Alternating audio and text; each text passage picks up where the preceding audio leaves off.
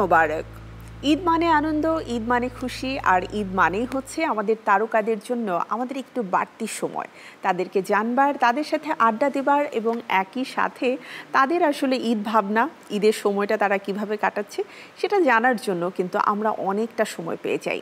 আর তাই ঈদের এই আয়োজনে চ্যানেল 9 সবসময় চেষ্টা করে আপনাদের জন্য আপনাদের প্রিয় তারকাদেরকে নিয়ে হাজির হয়ে যেতে। প্রিয় দর্শক, আমন্ত্রণ জানাচ্ছি আমাদের ঈদের বিশেষ আয়োজন Emami 7 oils in 1 double conditioning shampoo presents Eid স্টারের আজকের আয়োজনে। সবাইকে ঈদের অনেক অনেক শুভেচ্ছা, ঈদ মোবারক। পুরো আয়োজন জুড়ে আমি শান্তা জাহান থাকবো আপনাদের পছন্দের সব তারকাদের নিয়ে।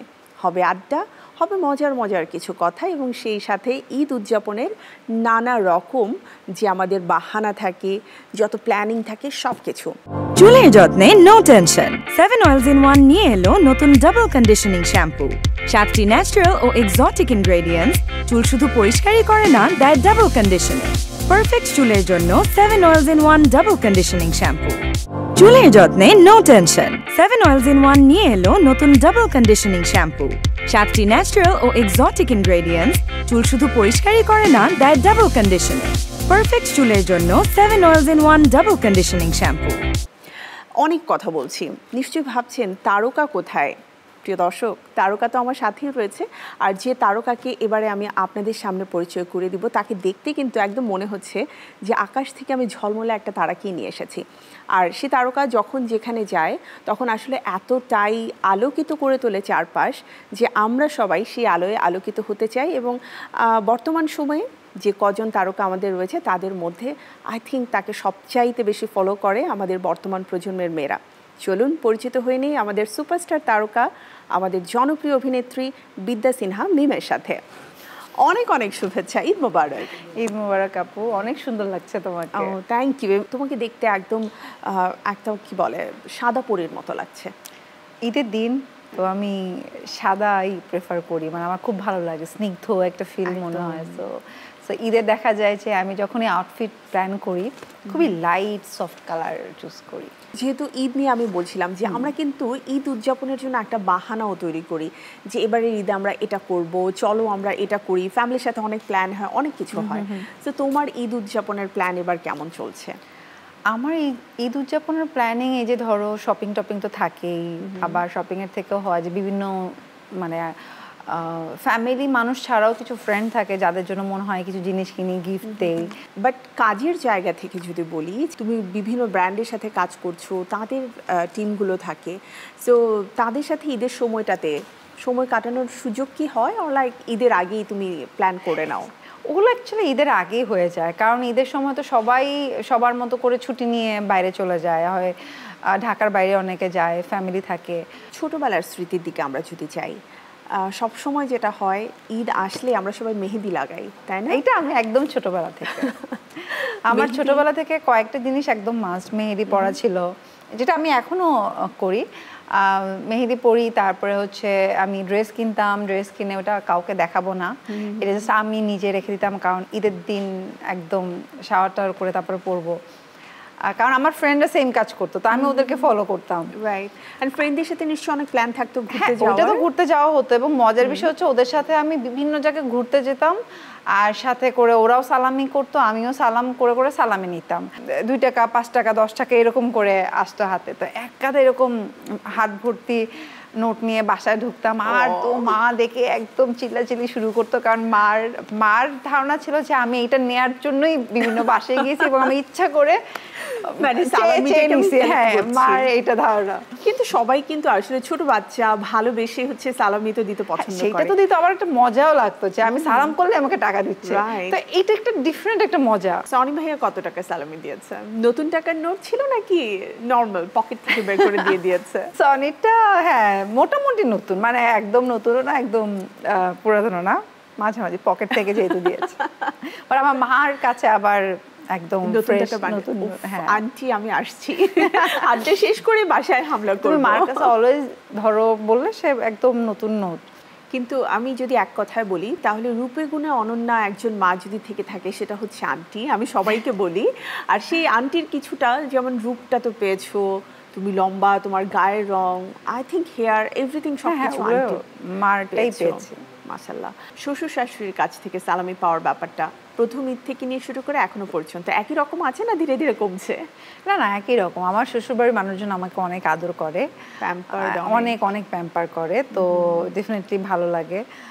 আমার মামুনি তো লাইক অনেক অনেক বেশি আদর করে, মানে আমি তো মাঝে মাঝে বলি যে আমার মার থেকেও বেশি আদর করে। এখন মা হয় কি অল টাইম ছাইটারি দেয়, অথবা সে একদম শান্ত টাইপের, মানে সে একটু জোরে কথা বলবে ওই রকমও না, তো খুবই আদর করে আমার শ্বশুর বাড়ির মানুষজন। মানে শ্বশুর বাড়িতেও কি তুমি নায়িকা মিম হিসেবে ট্রিটেড হও নাকি একদম ছেলের বউ? ছেলের বউ বললে ভুল হবে, আমাকে অ্যাকচুয়ালি মেয়ের মতোই ট্রিট করে।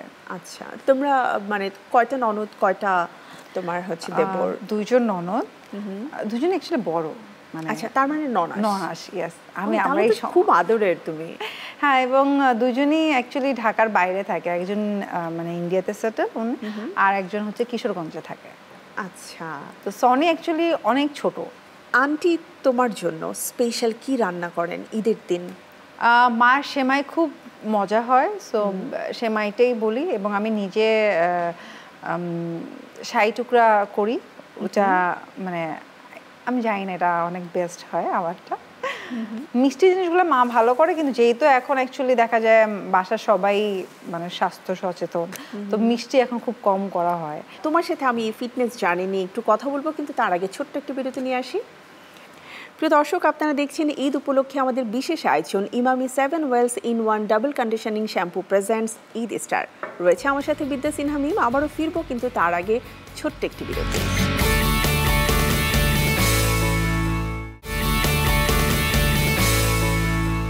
আফটার ব্রেক আবারও ফিরে এলাম আমাদের ঈদ আয়োজন Emami 7 oils in 1 double conditioning shampoo presents Eid স্টারে। প্রিয় দর্শক, সাথে রয়েছে বিদ্যা সিনহা মিম, যার সাথে আড্ডা হচ্ছে। এবারে চলুন একটু ভিন্ন রকম আড্ডায় যাই।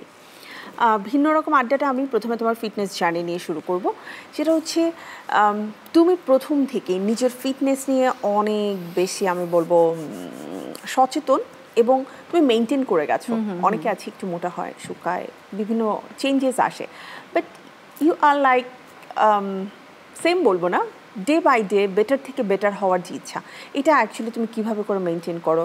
কারণ বিভিন্ন উৎসবে তো আমাদেরকে খেতে হয় একটু মিষ্টি। এইটা অ্যাকচুয়ালি দেখা যায় আমি একদিন যদি খাই, পরে আবার টানা 7 দিন মানে একদম কড়া ডায়েট করি, অথবা কার্ডিও করে ফেলে বেশি, ওয়ার্কআউট করি বেশি, ওই হিসাবটা করে যে আচ্ছা আমি আজকে এত ক্যালোরি বেশি খেয়েছি, সো কালকে 2 দিন আমি একটু বেশি মেনটেন করি, বেশি জিম করি, সো যেন বার্ন হয়। সো এইভাবে মেনটেন করা। আচ্ছা, আর যখন একদমই পারি না, যে জিমে যেতে পারছি না, কারণ অনেক সময় অনেক শুটিং থাকে, ঢাকার বাইরে শুট থাকে, অথবা ঢাকাতেও যদি থাকে আর্লি মর্নিং শুট থাকে, সো তখন অ্যাকচুয়ালি হয় না, তো ওই সময় ফুডটাই মেনটেন করি, তখন উল্টাপাল্টা খাবার খাই না। ঈদের সময়টাতে আমরা সাধারণত সবাই মিলে ওই যে ফ্রেন্ডদের সাথে একটা গেট টুগেদার, আড্ডা দেওয়া, এই বিষয়টাকে খুব মাথায় রাখি। ছোটবেলার কোনো একটা ঘটনা বলো, যে ঘটনাটা আসলে লাইক তোমরা কোথাও ঘুরতে যাবে প্ল্যান করেছো, কিন্তু আন্টি জানে না, তারপরে মানে বাড়ি এসে ধরা খেয়ে গেছো যে না জানিয়ে গিয়েছিলে। ছোটবেলায় না, অ্যাকচুয়ালি কখনো মানে মাকে না বলে কোথাও ভাবে যায়নি, সবসময় জেনে, কারণ চুরি করে অত সাহস আমার ছিল না। আমার মা ডেঞ্জারাস ছিল আন্টি। হ্যাঁ আন্টি, আমি মাকে হাইড করে ভাবে মানে হয়নি। আমার ফ্রেন্ডদের সাথে যদি ফ্রেন্ডের বাসায়ও যেতাম, ওটা মা জানতো, আলাদাভাবে হয়নি। আর এমনি অল টাইম তো সাথে মাই থাকতো। আজকের ঈদের দিনে যদি এমন হয় যে তোমার ফ্রেন্ডদের সাথে তোমাকে কথা বলার সুযোগ করে দেওয়া হয়, তাহলে কেমন লাগবে? হ্যাঁ, ভালো লাগবে। অ্যাকচুয়ালি ও আসার আগেও কথা বলে এসেছে, ভালো লাগবে। হ্যাঁ, কারণ ডেফিনেটলি ভাই ওদের সাথে আমার সবসময় কথা হয়, এরকম না যে একজন থাকে হচ্ছে আমেরিকাতে, আমাদের কানেকশনগুলো এরকম দেয়। এমনও হয় আপু যে আমি 6 মাস পর, 1 বছর পর কথা বলি, কিন্তু কখনো মনে হয় না যে আমি অনেক গ্যাপে কথা বললাম। মিম, আজকে যদি ধরো আমরা কাউকে ফোন করি, যে আমরা তাকে টাকার অফার করলাম, তোমার সম্পর্কে কিছু বলতে বললাম, খুব কনফিডেন্টলি বলবে, তাহলে সেটা কে হতে পারে? আচ্ছা, প্রিয়ন্তকে দিতে পারো। ও হচ্ছে আমার খুব ক্লোজ একটা ফ্রেন্ড অ্যান্ড ছোটো ভাইয়ের মতো, এবং আমাদের অনেক ছোটবেলার থেকে আমরা একসাথে বড় হয়েছি, তো ওর সাথে বন্ডিংটা আমার অনেক ভালো। ওকে, আমি নাম্বার পেয়ে গেছি, ফোন করি। হ্যাঁ, হ্যালো হ্যালো হ্যালো জি, প্রিয়ন্ত বলছেন? জি, কে? প্রিয়ন্ত, আপনি চিত্রনায়িকা বিদ্যা সিনহা মিমের খুব ক্লোজ ছোট ভাই। আচ্ছা আচ্ছা, জি জি। আচ্ছা, বিদ্যা সিনহা মিমের জন্য আমাদের একটা অফার ছিল এবং সেই অফারে অ্যাকচুয়ালি সে আপনার নাম্বারটা দিয়েছিলেন।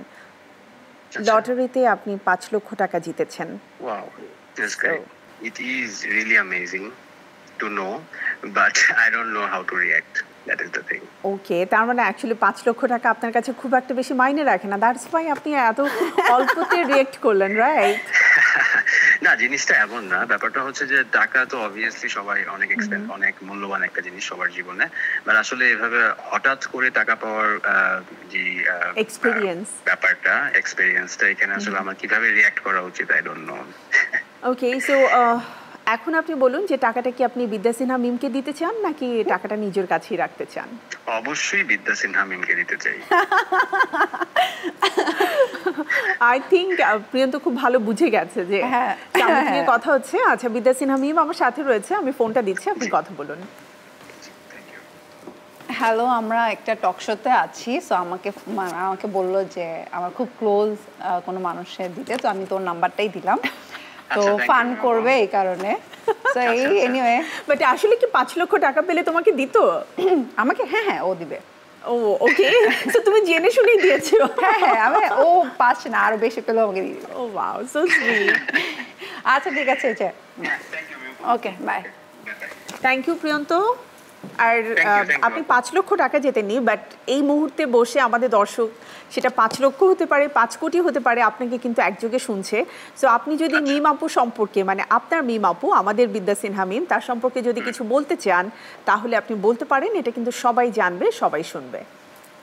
মিম আপু অবশ্যই একজন ভালো মানুষ, ফার্স্ট অফ অল ভালো মনের অধিকারী। She is a great human being first of all, and very down to earth. And that is what made her, I guess, number one in Bangladesh, at least to me. And the rest is among all to decide. She is something different, right? Yes. এক কথায় যদি বলি। Thank you Priyanta. Thank you very much, আপু। ওকে, এবং আপনাকে ঈদের অনেক অনেক শুভেচ্ছা। ঈদ মোবারক চ্যানেল 9 এর পক্ষ থেকে। থ্যাংক ইউ, ঈদ মোবারক আপু। Thank you. জি, টেক কেয়ার।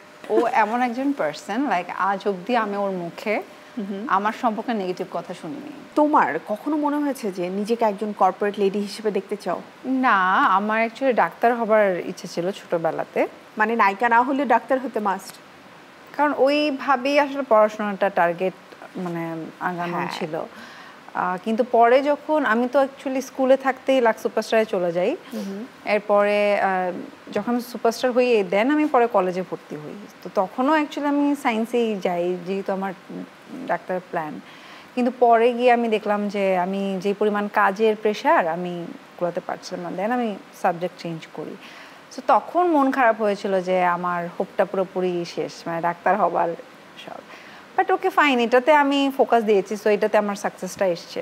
রাইট, অ্যাকচুয়ালি ছোটবেলায় তো আমরা সবসময় বলি কি ডাক্তার হব, উকিল হব, অথবা ইঞ্জিনিয়ার হব। অ্যাকচুয়ালি আমরা 2-3টার মধ্যে সীমাবদ্ধ থাকি, কিন্তু আমার কাছে মনে হচ্ছে এখানে কাজ করার পর আরও টুকটাক কিছু কাজে, যেমন ধরো ইন্টেরিয়ার অথবা আউটফিটের যেই প্ল্যানিং, এগুলোতে যখন আমি ঢুকি তখন আমার কাছে মনে হয় আমি যদি কখনো নায়িকাও না হতাম, আমার এই সেক্টরটাতে, কারণ আমার অনেক ভালো লাগে, আমি অনেক মজা পাই যে বিষয়গুলো রয়েছে সেটা আমার মধ্যে।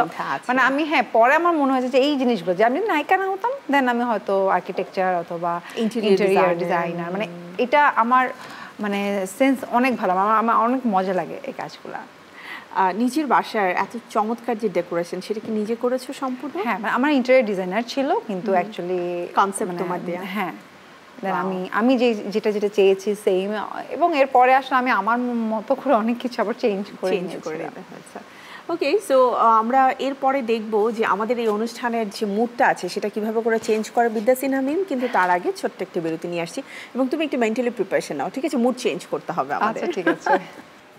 প্রিয় দর্শক, নিয়ে নিচ্ছি ছোট্ট একটি বিরতি। বিরতির পরে আবারও ফিরে আসছি আমাদের ঈদের বিশেষ আয়োজন Emami 7 oils in 1 double conditioning shampoo presents Eid star থেকে। ফিরছি এখনই, সাথেই থাকুন চ্যানেল 9-এ।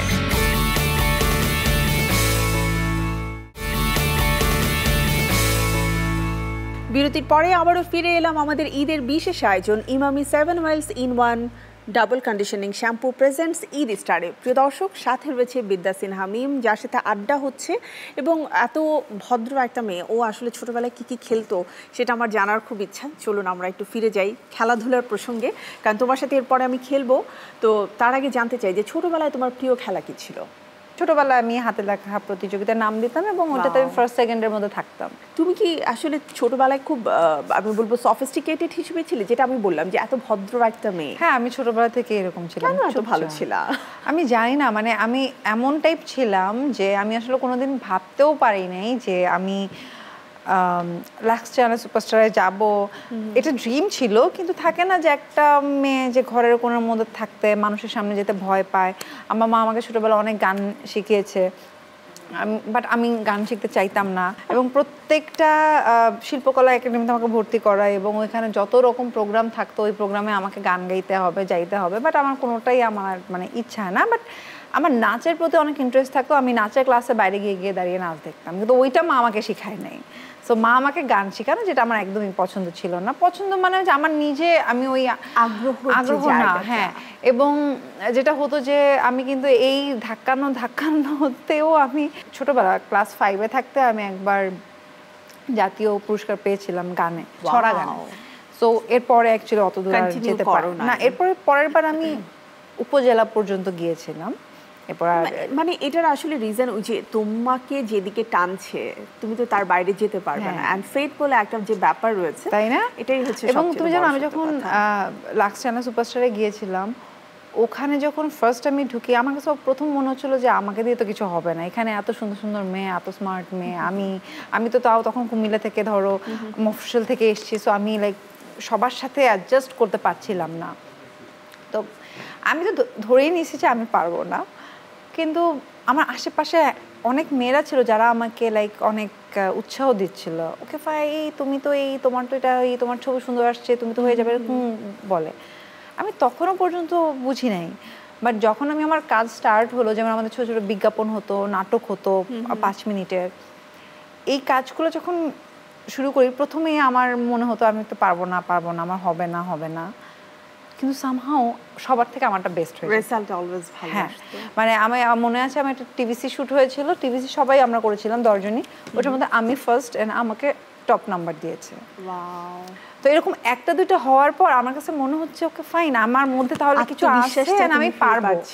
হ্যাঁ, এবং ওইটার পরে তুমি জানো আমি গ্র্যান্ড ফিনালে দেখেছো কিনা, ওখানে লাস্টে আমাকে জিজ্ঞেস করেছিল যখন টপ 10-এর থেকে টপ 5-এর থেকে টপ 3 এরকম আসে, টপ 2 যখন আমরা দুজন ছিলাম, আমার সাথে আরেকজন ছিল, আমাকে জিজ্ঞেস করা হয়েছিল যে তোমার কি মনে হয় কে হবে উইনার? আমি জানি না, আমার ওই সময় মনে হচ্ছে আমিই হব। আরও যদি 5 জন থাকতো তখন আমি টেনশনে থাকতাম, 10 জনের মধ্যে টেনশনে থাকতাম। কিন্তু যখন 2 জন চলে এসেছি, যে 2 জন আমি আর আমার কম্পিটিটর ছিল, ওকে যখন জিজ্ঞেস করছে ও আমার নামটাই বলেছে, আর আমাকে যখন জিজ্ঞেস করছে আমি আমার নামই বলছি। ওয়াও!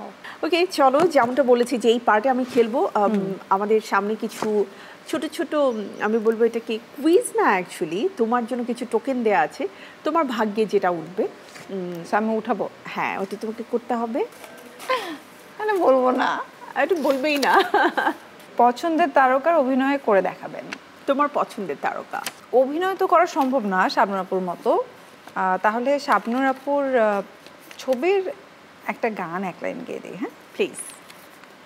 তুমি মোর জীবনের ভাবনা, হৃদয়ে সুখের দোলা, নিজেকে আমি বলতে পারি, তোমাকে যাবে না ভোলা, তুমি মোর জীবনের ভাবনা, হৃদয়ে সুখের দোলা।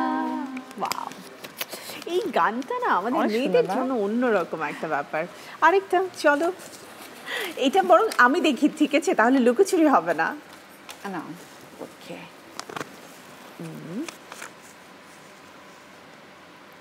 ওকে, সাকিব খান, তার সম্পর্কে যদি বলো।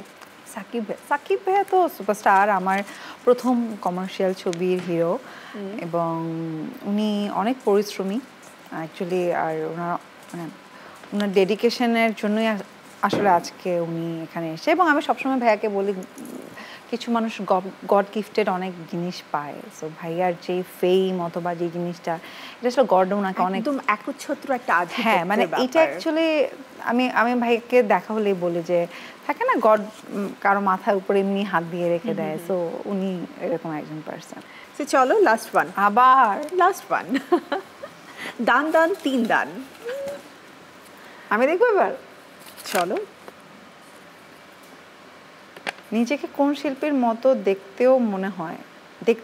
আচ্ছা, আমি তো অ্যাকচুয়ালি আমার নিজেকে মিল পাই না, আমি সবসময় আমার নিজের সাথেই নিজেকে তুলনা আমি যদি করি। তিনটা নাম বলি হ্যাঁ। তাহলে হচ্ছে কিয়ারা আদবানি, তারপরে হচ্ছে কৃতি সেনন, ঐশ্বরিয়া রায়। মানে আমি যখনই ইন্ডিয়াতে অনেকবার কাজে গিয়েছিলাম, কেউ না কেউ হয়তো তুলনা করেছে। আমি আমার নিজেকে কখনো আমি জানি না, আমি মিল পাই নাই, কিন্তু অনেকেই এক এক সময় এক একজনের কথা বলে, আবার অনেক সময় শ্রুতি হাসান ওর সাথেও বলে।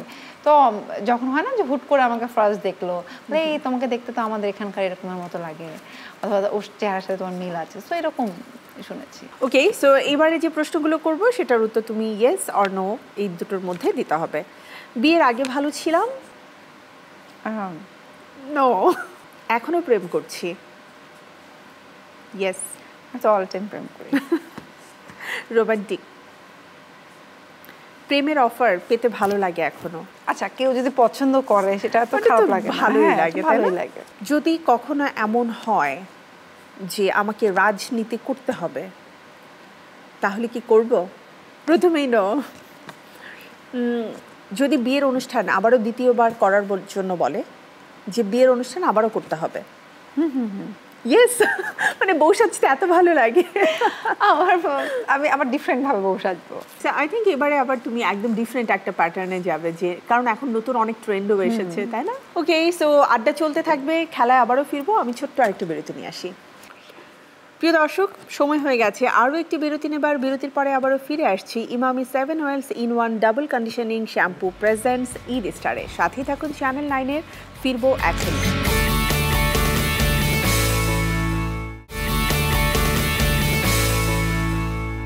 আফটার ব্রেক আবারও ফিরে এলাম আমাদের ঈদ উপলক্ষে বিশেষ আয়োজন Emami 7 oils in 1 double conditioning shampoo presents Eid স্টারে। প্রিয় দর্শক, আমাদের আজকের তারকা, আমাদের সুপারস্টার বিদ্যা সিনহা মিম, যার সাথে খুব চমৎকার আড্ডা হচ্ছে, মজা হচ্ছে, আর এবারের মজাটা হবে কিন্তু আরও একটু ডিফারেন্ট। চলুন আড্ডায় ফিরে যাই। তুমি অলরেডি দেখছো আমরা কিন্তু প্রিপারেশন নিয়ে নিয়েছি। এই খেলায় আমি খুব বাজে, সিরিয়াসলি, বাট আমার তো মনে হয় তুমি টার্গেটের দিক থেকে অলওয়েজ অনেক ফোকাস। হ্যাঁ, বাট এটা যদি আমি প্র্যাকটিস করতাম আগে থেকে তাহলে হয়তো হবে, কারণ এটা একটা টেকনিক আছে, রাইট? করে দিলেই তো হয় না। খেলা মানেই একটা টেকনিক। হ্যাঁ, তো ওই টেকনিকটা ধরতে একটু প্র্যাকটিস লাগবে। ওকে, নো প্রবলেম। আমরা ট্রাই করে দেখি যে তোমার আজকে টেকনিক অ্যাকচুয়ালি তুমি কতটা করতে পারো। তারপর আমি একটু খেলার নিয়মটা বলে দিই। শোনো, আমাদের তো 7 দিন ব্যাপী আয়োজন, তো 7 দিন আমাদের যে তারকারা থাকবে সবার জন্য কিন্তু এই টার্গেট বিষয়টা থাকবে। সো আমার মনে হয় যে সবচেয়ে ভালো করতে পারবে তার জন্য একটা চমৎকার গিফট হ্যাম্পার আমরা যদি দেই, তাহলে এটা একটা লাইক প্রতিযোগিতা থাকবে। সো যদি তুমি ভালো করতে পারো, সেই বিশাল বড় গিফট হ্যাম্পার পৌঁছে যাবে তোমার বাসায়। ওকে, ঠিক আছে। ওকে, 17 আমরা নাম্বার কাউন্ট করব। Wow, not bad. Okay okay, last one, focus. Focus বলাতেই এটা হলো। তুমি ভালো করেছো যে প্রত্যেকটাই কিন্তু মানে ঠিকঠাকভাবে আমি বলবো যে টার্গেটে গেছে। আই থিঙ্ক তুমি ওই মাঝখানের যে পয়েন্টটা আছে সেটাকে পুরোপুরি টার্গেট করোই নি, তাহলে হয়ে যেত না। এটা অ্যাকচুয়ালি টার্গেট করি, কারণ আমি জানি ওটা পারবো না। তুমি আসলে একটু যে চুজি, এটা তোমার ব্যাক টু ব্যাক যে কাজ না করার একটা মানে টেন্ডেন্সি রয়েছে, সেটা আমরা দেখে বুঝতে পারি, এবং একটা ম্যাচিউরিটির ব্যাপার আছে। আই থিঙ্ক মানে ইউ আর এনাফ ম্যাচিউর যে তুমি এখন জানো কোন কাজটা আমার করা উচিত, কোনটা করা উচিত না। সো আমরা ভালো কাজের অপেক্ষাতেই রয়েছি। নেক্সট আবারও কোনো ব্লকবাস্টার নিয়ে হাজির হয়ে যাবে বিদ্যা সিনহা মিম। আমরা তোমার সোশ্যাল মিডিয়াতে একটু যাব। হ্যাঁ, সোশ্যাল মিডিয়াতে তোমার অনেক সুন্দর সুন্দর ছবি, অনেক সুন্দর সুন্দর ছবি। তো সোশ্যাল মিডিয়ার যেটা হয় যে আমরা অনেক সময় অনেক ছবির নিচে প্রচুর কমেন্ট দেখি, তুমি কি কমেন্টগুলো পড়ো নাকি একদমই পড়ো না?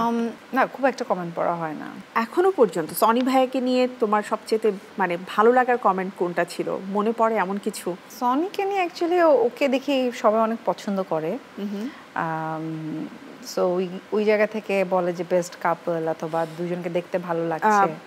জাস্ট কয়েকদিন আগেই তোমরা সম্ভবত ফ্যামিলি ফ্রেন্ডস সবাই মিলে একটা ছবি পোস্ট করেছিলে, রাইট? সেখানে এমডি সাব্বির মৃধা লিখেছেন, সবচেয়েতে বিদ্যা সিনহা মিম আপুর হাজবেন্ডকে নম্র, ভদ্র ও সামাজিক মনে হয় আমার কাছে। সেই ধরনের কমেন্ট পড়লে তো নিশ্চয়ই ভালো লাগে। ডেফিনেটলি ভালো লাগে, এটা অ্যাকচুয়ালি পছন্দ করে, আর যেহেতু আমাকে ফলো করে তো আমার সাথে ওর পিকচার সবসময় দেয়া হয়, তো মানুষজন ফলো করে। কিছুদিন আগে তুমি দোলনায় চড়ে একটা ছবি দিয়েছো, সেখানে একজন লিখেছে কেমন রোবট একটা জামাই, কিন্তু বিদ্যা সিনহা মিমকে তো দেখি খুবই রোমান্টিক মনে হচ্ছে। এবার মজার বিষয়, আমি ওকে ভিডিও দেখে বলছিলাম মানে এখনো তাদের কাছে মনে হচ্ছে যে তুমি হচ্ছে সনি ভাইয়ের সাথে জোর করে প্রেম করছো। এটা মজা হচ্ছে যে ওকে আমি বলেছি দেখো তুমি এক্সপ্রেশন ঠিকঠাক দাও না, দেখো মানুষজন কি বলে, কি মানুষজনের কমেন্ট তুমি পড়ো। তো আমারটা তো আমি জানি অ্যাকচুয়ালি, যেটা বললাম যে ও আসলে ক্যামেরা আসলে তুমি আগেই ক্লিয়ার করে ফেলেছো। তো ইশরাত খান, সে তোমার রেগুলার একজন মানে টপ ফ্যানের মধ্যে একজন, সে লিখেছে যে বেচারা, মানে ওরও একটা কষ্ট আছে যে ঠিকঠাক মতো এক্সপ্রেশন আমার দিচ্ছে নিজের না। অ্যাকচুয়ালি মাঝে মাঝে মন খারাপ হয় ও যে ঠিকঠাক মতো এক্সপ্রেশন কেন দেয় না, বাট ওর কথা যে আমি তো হিরো না, আর ও ক্যামেরার সামনে খুবই লজ্জা পায়, মানে ক্যামেরা দেখলেই ও মানে মুহূর্তের মধ্যে আপু যেন চেঞ্জ হয়ে যায়। তোমাদের আরেকটা ছবিতে খুব সুন্দর একটা কমেন্ট, সেটা হচ্ছে মিম ইয়ানাস শোভা লিখেছে যে যখন দেখি এত সুন্দর নায়িকার হাজবেন্ডও এতটা আনরোমান্টিক, তখন আমার যত অপ্রাপ্তি সেটা আসলে ম্লান হয়ে যায়। আমাদের দুজনের মধ্যে আমি অনেক বেশি রোমান্টিক। সো আমরা তো মোটামুটি পড়ে নিলাম তোমার কমেন্ট। এরকম আসলে অসংখ্য কমেন্ট রয়েছে, এবং মজার ব্যাপার হচ্ছে এই যে ইন্টারেস্টিং কমেন্টগুলো যখন আমরা পড়ি তখন আমাদের মানে নিজের অজান্তেই মন ভালো হয়ে যায়। মিম একেবারে শেষ প্রান্তে চলে এসেছি, খুব ঝটপট কিছু প্রশ্ন করবো, তুমি ঝটপট উত্তর দিয়ে দাও। তোমার পছন্দ হাজবেন্ড নাকি বয়ফ্রেন্ড? সনিকে হাজবেন্ড। রুম ডেট নাকি লং ড্রাইভ? Room date. কে বেশি ভালোবাসার, বাবা নাকি মা? দুজন, একজন নাম কখনোই বলা যাবে না। পায়েস নাকি সেমাই? পায়েস নাকি সেমাই? সেমাই। রিক্সা ওর গাড়ি? দুইটাই, বোথ। দুবাই নাকি থাইল্যান্ড? থাইল্যান্ড। ন্যাচারাল নাকি প্লাস্টিক সার্জারি? ন্যাচারাল। আর যদি একটা কথা বলতে হয় সেটা হচ্ছে যদি আরও একবার তোমার মানে জন্ম হয় পৃথিবীতে, তাহলে আসলে নিজেকে কি বিদ্যা সিনহা মিম হিসেবেই দেখতে চাও নাকি অন্য কোনো স্বপ্নের মানুষ হতে চাও? ডেফিনেটলি আমি আমার মতোই, মানে আমি আমারটাই হয়ে যেতে চাই। এই সময়ে যা যা করতে পারিনি, মনে হবে যে নেক্সট টাইম হলে আবার সেম ভাবে যেন সেম জিনিসগুলো করতে পারি। মানে আমি এই মানুষটাই হই, কিন্তু আমার যে মানে কিছু অপূর্ণ কাজ থেকে যাবে, ওই কাজগুলো যেন করতে পারি। ওয়াও, চমৎকার একটা ভাবনা। এবং আমরা চাই যেভাবে আলোকিত মিম হয়ে তুমি সবার মাঝে রয়েছো, সে আলোকিত মিম হয়েই থাকো, আলো ছড়াও, এবং অনেক অনেক ভালো কাজ নিয়ে মিমের সাথে দেখা হোক সব সময়। হ্যাঁ, ডেফিনেটলি একজন মডেল বিদ্যা সিনহা মিম, একজন অভিনেত্রী বিদ্যা সিনহা মিমকে মানুষ যেভাবে ভালোবাসে, একজন মানুষ বিদ্যা সিনহা মিমকেও যেন মানুষ সেভাবে করে পায়, এই প্রত্যাশা থাকবে। সো আমাদের যারা অডিয়েন্স রয়েছে তাদের উদ্দেশ্যে প্লিজ। চ্যানেল 9-এর সকল দর্শকদেরকে ঈদের অনেক অনেক শুভেচ্ছা। আমি জানি এবার ঈদে আপনারা সবাই অনেক অনেক আনন্দ করছেন, বাট সেই সাথে আমি যেহেতু ফিল্মের মানুষ, তো এবার ঈদে অনেক ফিল্ম এসছে আমাদের সাথে, যারা কো আর্টিস্ট আছে তাদের, তো সবাইকে বলবো হলে গিয়ে বাংলা ছবি দেখবেন, বাংলা ছবির পাশে থাকবেন। সো এবং আবারও ঈদ মোবারক। থ্যাংক ইউ মিম, আবারও দেখা হবে তোমার সাথে এরকম বিশেষ উৎসব এবং আয়োজনে, আর শুভকামনা। থ্যাংক ইউ সো মাচ আপু, তোমাকেও, মানে এই ঈদের দিন খুব সুন্দর একটা সময় কেটেছে তোমার সাথে আমার। Thank you. প্রিয় দর্শক, এই ছিল আমাদের আজকের ঈদ আড্ডা। কেমন লাগলো? এমন সব প্রিয় তারকাদেরকে নিয়ে আমি কিন্তু 7 দিন ব্যাপী রয়েছি চ্যানেল 9-এর পর্দায় আপনাদের জন্য। আমাদের বিশেষ আয়োজন Emami 7 oils in 1 double conditioning shampoo presents Eid স্টারে। আপনারা সবাই ভালো থাকবেন, সুস্থ থাকবেন, আর চোখ রাখবেন প্রতিদিন চ্যানেল 9-এর পর্দায় আমাদের এই আয়োজন দেখতে। সবার জন্য ঈদের অনেক অনেক শুভেচ্ছা। ঈদ মোবারক।